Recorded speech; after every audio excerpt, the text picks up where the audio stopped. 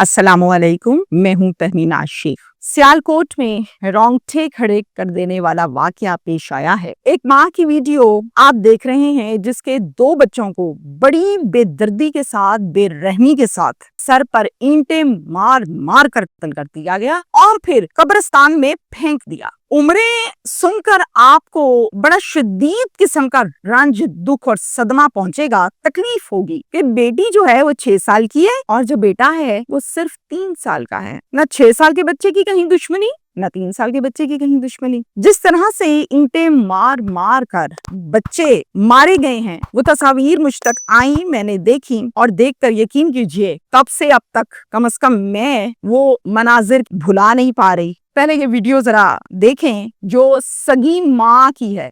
अल्लाह मैं मेरे रब्बा उम्मीद कलसूम वारस अली एक बच्चे दी 4 साल एक बच्ची दी 6 साल सोने रब्बा मेरा दुश्मन लबा देवी मेरी धी दा मुंह प्राण चा किता रे मेरी धी दियां बावां लत्तां तोड़ दित्तियां। वीडियो देखकर आप लोगों को लग रहा होगा कि माँ है, दुखी है, कहीं ऐसा ना हो कि इस सदमे से पागल ही हो जाए। अब ये रहेगी कैसे इस दुनिया में अपने बच्चों के बगैर? ये दुख भुला पाएगी या नहीं? अगर मैं ये कहूँ कि ये माँ नहीं है, ये डायन है, तो आप सब लोग हकीकत में ये कहेंगे कि देखो तहमीना को क्या हो गया। ये माँ को, एक तो माँ दुखी है और ऊपर से उसे कह रही है कि ये डायन है। हकीकत में इसी माँ ने ईंटें मार मार कर खुद अपने बच्चों को कत्ल किया है और फिर कब्रिस्तान में फेंका है। अब ये रो रो कर जो बच्चों को मारा है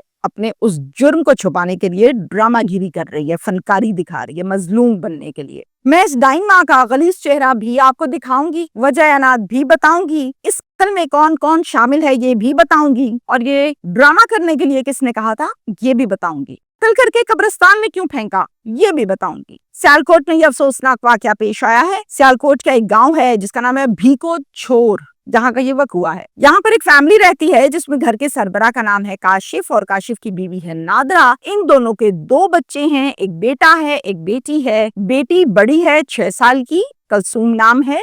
बेटा छोटा है 3 साल का, वारिस अली नाम है। ये कुल फैमिली मेंबर्स हो गए 4, 2 बच्चे 2 मियां बीवी। काशिफ मुलाजमत करता है एक डेरे के ऊपर और ये डेरा है मलिक याकूब का। इसी डेरे पर एक साइड पर काशिफ को रिहाइश के लिए मलिक याकूब ने एक क्वार्टर भी दे रखा है जिसमें ये अपनी बीवी और दोनों बच्चों के साथ रहता है। दिन में सारा दिन डेरे का काम करता है और रात में वहां जाकर ये सो जाता है। 27 जुलाई की शाम 6:30 पर कलसूम नन्ही बेटी अपनी माँ के पास आती है, कहती मामा मामा मैंने छल्ली लेनी है। कहते छल्ली लेनी है? मामा भाई छल्ली वाला खड़ा है, जल्दी पैसे दो, मैंने छल्ली लेनी है। माँ ने 50 रुपए बच्ची को दिए कि ये लो ले लो। जब ये छोटे वारिस ने देखा, भाई ने, वो भी पीछे पीछे पीछे 3 साल का आहिस्ता आहिस्ता लड़खड़ाता बहन के पीछे गली में चला गया। दोनों बच्चे छल्ली लेने चले गए। आधा घंटा गुजर गया, बच्चे वापस ना आए। माँ कहती है कि बच्चे छल्ली लेने गए थे, अभी तक वापस नहीं आए। गली में जाती है, देखती है ना छल्ली वाला ना बच्चे,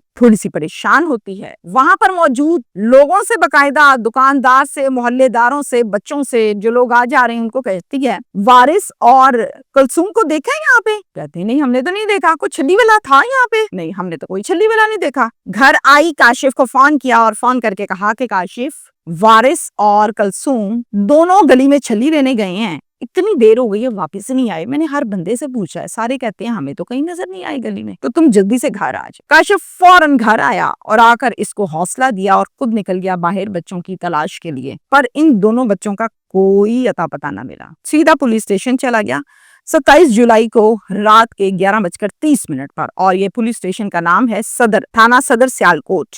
यहाँ पर गया, SHO को सारी बात बताई और फिर एक मुकदमा दर्ज करवाया नामालूम अफराद के खिलाफ अगवाकारी का, और इसका मुद्दई बना खुद काशिफ जो के हकीकी बाप है, सगा बाप है। 28 जुलाई की सुबह 7:30 पर गांव के मुकामी कब्रिस्तान का जो गोरकंद है वो सुबह में बाल्टी उठाकर कब्रों को पानी लगाने के लिए जाता है اور دیکھتا ہے کہ 2 بچے ہیں اور خونوں خون لاشیں پڑی ہوئی ہیں، گھبرا جاتا ہے اور فوراً سے پولیس کو کال کرتا ہے 15 پر۔ پولیس اپنے رسپونڈنگ ٹائم کے اندر رہتے ہوئے فوراً سے رسپونڈ کرتی ہے اور اسی قبرستان میں پہنچ جاتی ہے۔ اب یہ جو خبر ہے، یہ جو بات ہے، یہ جنگل میں آگ کی طرح پورے گاؤں میں پھیل گئی اور ٹریول کرتے کرتے کرتے کرتے یہی خبر کاشف اور نادرہ کو گھر پر جو بیٹھے ہوئے تھے ان کو بھی ملی۔ فوراً دونوں میاں بیوی بھاگے۔ جب یہ قبرستان میں پہنچے تو وہاں پر نفری ہی نفری گاؤں والے ایک ہجوم تھا ان بچوں کی لاشوں کے ارد گرد۔ قبرستان جا کر جب والدین بچوں کو دیکھتے ہیں تو سامنے جو لاشیں پڑی تھیں وہ لاشیں ایک بیٹے کی اور ایک بیٹی کی تھی۔ ماں نے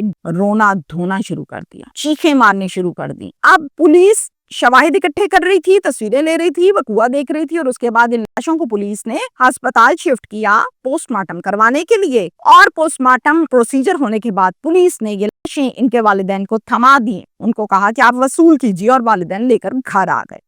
اب ظاہر ہے جب یہ گھر لائے، لاشوں کو چیخیں مارتی جا رہی ہے، بے ہوش ہو کے گر رہی ہے، آنسو نکل رہے ہیں، ہائے میرا وارث، ہائے میری کلثوم، میں کہاں سے لوں گی، میں زندہ کیسے رہوں گی۔ اب یہ خبر پہنچ چکی ہے ڈی پی او صاحب تک، جو کہ ہیں فیصل شہزاد، سیالکوٹ میں تعینات ہیں۔ فیصل صاحب بھی فوراً موقع پر اس ٹائم پہنچے اور سارے معاملات کو دیکھا اور فوراً سے یہ ہدایات جاری کی کہ اس کیس کو جلد از جلد سالو کر کے مجھے رپورٹ پیش کریں۔ گاؤں والے کہتے ہیں، رشتہ دار کہتے ہیں کہ دونوں تو بہت چھوٹے بچے ہیں، ان کی تو کوئی دشمنی بھی نہیں ہے، پتہ ہی کچھ نہیں ہے، معصوم بچے، اتنی بری طرح سے مارا اور پھر اس طرح سے قبرستان میں پھینک دیا۔ لگتا ہے کہ گاؤں میں کوئی سیریل کلر آ گیا، کوئی درندہ آ گیا ہے جس کو صرف بچے پسند ہیں اور وہ بچوں کو مارتا ہے۔ آج جناب کاشف نے تو ایک مقدمہ درج کروایا تھا اغوا کا نامعلوم افراد کے خلاف، وہ پرچہ 302 میں کنورٹ ہو گیا اور اب یہ پرچہ قتل کا ہے 2 بچوں کے۔ پولیس اسٹیشن صدر، ان کے جو ایس ایچ او صاحب ہیں، اب انہوں نے دن رات اس پر کام کیا۔ سب سے پہلے قبرستان کے آس پاس دیکھا کہ کوئی کیمرہ نہیں لگا، تو جناب وہاں پر کیمرے لگے تھے، اس کی سی سی ٹی وی فوٹیج حاصل کر لی، اور سی سی ٹی وی فوٹیج حاصل کرنے سے، اس کو دیکھنے سے یہ پتا چلتا ہے کہ یہ دونوں بچے اپنے قدموں پر، اپنی ٹانگوں پر پیدل چل کر اپنی ماں کے ساتھ پورے شام کے 7 بجے یہاں جا رہے تھے۔ ایویڈنس آ گیا، پولیس کو ماں پر شک ہو گیا کہ یہ ڈرامہ کر رہی ہے چھلی والا۔ ماں کو کہتی ہے کہ بی بی آپ ذرا تھانے آ جائیں، آپ سے کچھ سوالات کرنے ہیں۔ ماں آ گئی تھانے۔ پولیس نے پوچھا کہ چھلی لینے بچے کتنے بجے گئے تھے؟ 6:30 بجے گئے تھے۔ تو 7 بجے بچے آپ کے ساتھ قبرستان کی طرف جا رہے تھے، بی بی یہ ممکن کیسے ہے کہ 6:30 بجے چھلی لینے گئے؟ تم نے رونا ڈال دیا پورے گاؤں میں، بچے نہیں آئے، اور پورے 7 بجے فوٹیج یہ بتاتی ہے، ہمارے پاس ویڈیو موجود ہے کہ یہ بچے تمہارے ساتھ پیدل جا رہے ہیں، آدھے گھنٹے کے اندر مل بھی گئے تھے، تو پھر ساری رات تم نے ڈرامہ کیوں کیا، پرچہ کیوں کٹایا؟ ماں کو کہتے ہیں کہ بی بی بس کرو، سیدھی طرح بتاؤ۔ ماں بریک ہوئی، پھر اس نے جو گندگی گھولی تھی، جو غلاظت کی تھی، وہ ساری بتائی۔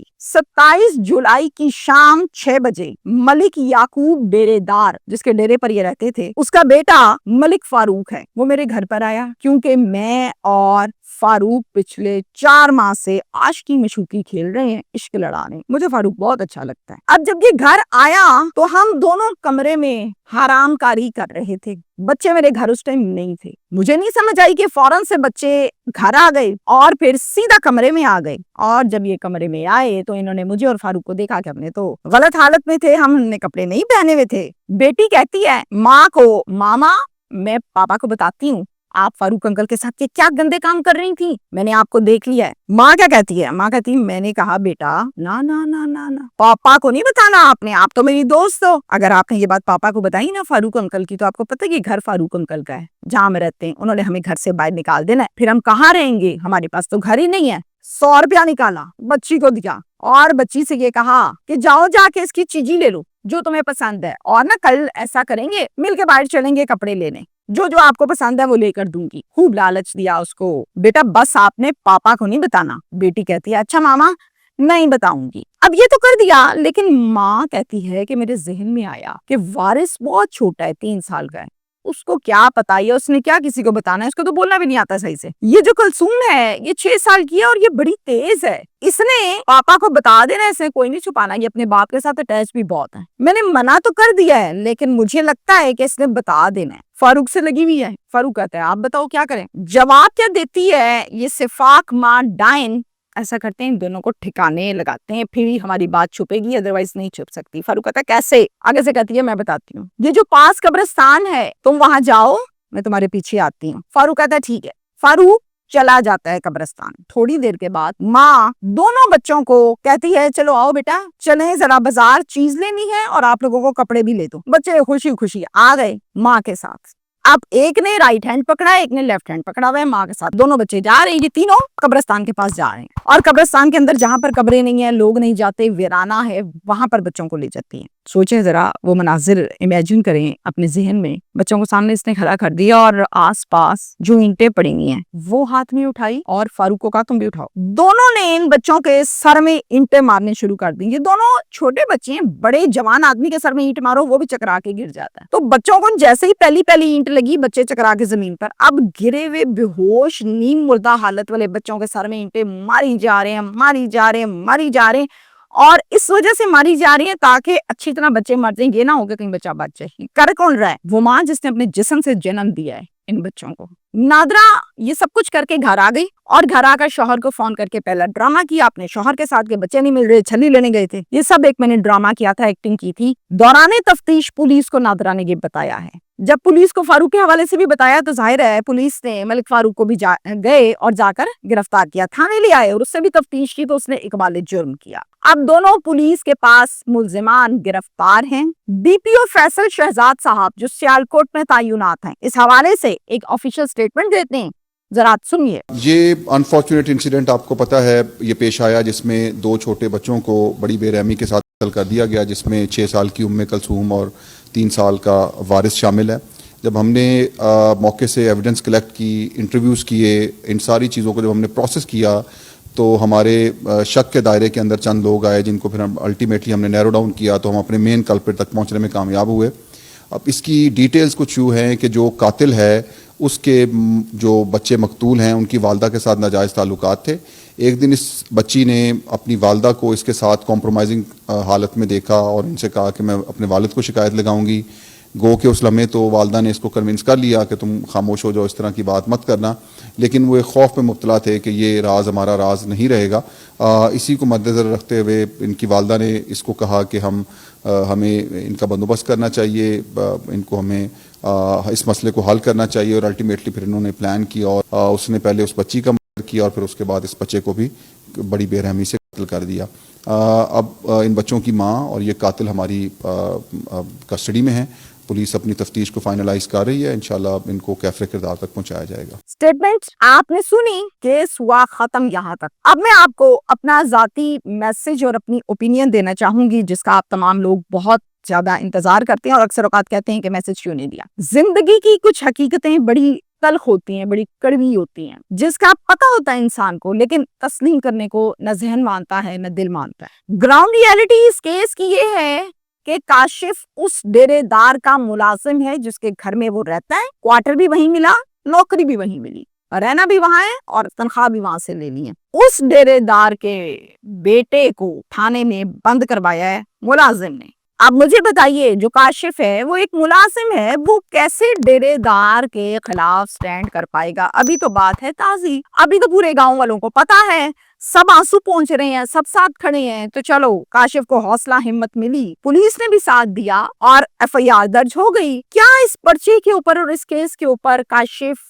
ہمیشہ سٹینڈ کر پائے گا یا نہیں؟ تو میری یہ رائے ہے کہ عمومی طور پر ایسا ہوتا تو نہیں ہے.